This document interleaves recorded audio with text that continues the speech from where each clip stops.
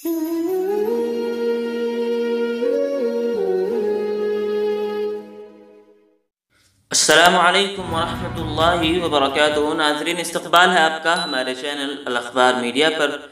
नाज़रीन, एक इंतहाई अफसोसनाक ख़बर आपसे शेयर की जा रही है। मोहब्बत की खातिर मज़हब तब्दील करने वाली इशरत परवीन का इबरतनाक अंजाम।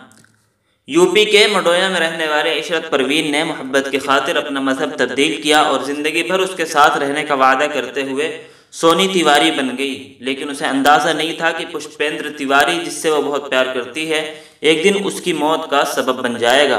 पुष्पेंद्र ने 2 साथियों की मदद से सोनी का कांटा निकाला। उसके बाद खुद को बचाने के लिए उसने फिल्मी अंदाज का जाल बिछाया, लेकिन पुलिस की चालाकियों की वजह से वो अपने ही बनाए हुए जाल में फंस गया।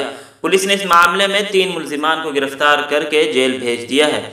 मालूमात के मुताबिक मस्कनवा का रहने वाला पुष्पेंद्र तिवारी और शुभम 2019 में जिम ट्रेनर के तौर पर काम कर रहा था, जहां इशरत परवीन आया करती थी।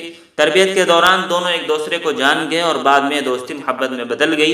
कुछ दिनों के बाद पुष्पेंद्र मॉडल बनने मुंबई आ गया। उसके बाद इशरत भी मुंबई पहुंच गई। मजहब तब्दील करने के बाद इशरत ने पुष्पेंद्र से शादी की। वो कोरोना वायरस की वजह से शादी के 6 माह बाद लखनऊ वापस आए। जिम बंद होने की वजह से पुष्पेंद्र बेरोजगार हो गया। उसके साथ ही दोनों मडोया में किराए के कमरे में रह रहे थे। पुष्पेंद्र, जो कि रोजगार की तलाश में था, उसने कुछ साथियों की मदद से मस्कनवा गांव में एक जिम खोला। वो लखनऊ भी आता जाता था। उसकी वजह से इशरत उर्फ सोनी तिवारी और पुष्पेंद्र में झगड़ा शुरू हो गया। रिश्तेदारों ने दोनों को अलग रहने का मशवरा दिया, लेकिन पुष्पेंद्र ने इनकार कर दिया। तब पुष्पेंद्र को शक हुआ कि सोनी के दूसरे नौजवानों के साथ ताल्लुकात हैं। उसके बाद पुष्पेंद्र ने सोनी को मारने का मंसूबा बनाया। भाई गोविंद ने उसका साथ दिया। शुरू में वो तैयार नहीं था, लेकिन पुष्पेंद्र ने उसे फिल्म दृश्याम दिखाकर तैयार किया।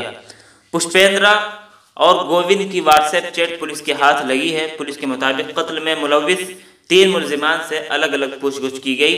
सूरज वर्मा ने फिर एतराफ़ किया कि उन्होंने दोस्ती के लिए पुष्पेंद्र का साथ दिया है। सूरज ने पुष्पेंद्र की कार की मरम्मत के लिए अपनी मोटरसाइकिल गिरवी रखकर 1.5 लाख रुपए इकट्ठे किए थे। मुल्जिम ने एतराफ़ किया कि वाक़या 2 सितंबर की सुबह तकरीबन 4 बजे आदिल नगर में किराए के मकान में पेश आया। शाम को सूरज गोविंद को अपनी स्कूटी पर ले गया और उसे एक दोस्त के घर रोक लिया। प्लान के मुताबिक पुष्पेंद्र ने दरवाज़ा खोला और दोनों को कमरे में दाखिल होने दिया। उसके बाद गोविंद ने सोनी की टांग पकड़ी और सूरज ने उसका हाथ पकड़ा। सोनी को कुछ मालूम होने से पहले पुष्पेंद्र ने सोनी का चेहरा तौलिए से ढांप कर मार डाला। इशरत की नाश को एक बोरी में बांध कर और गाड़ी की पिछली सीट पर रखा गया। उसके बाद सूरज स्कूटर से निकल गया और दोनों भाई गाड़ी से बाहर निकल गए। लाश को बहराइच के करीब घाघरा नदी में फेंक कर वापस आ गया। इस वाक़े ने फिर एक बार ये साबित कर दिया कि मुस्लिम लड़कियां मोहब्बत की खातिर मुर्तद हो रही हैं और उनका अंजाम भी इबरतनाक हो रहा है।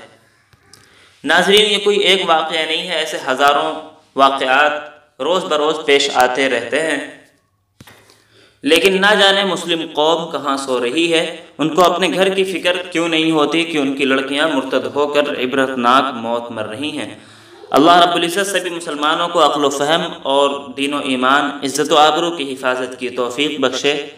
आमीन। नाज़रीन, इस तरह की और भी मिल्ली व मुल्की ख़बरें हासिल करने, मदारिस और उलमा के मुताल्लिक़ हर खबर से बाखबर रहने के लिए हमारे चैनल अल अख़बार मीडिया को सब्सक्राइब करके बेल आइकन ज़रूर दबा दें। शुक्रिया।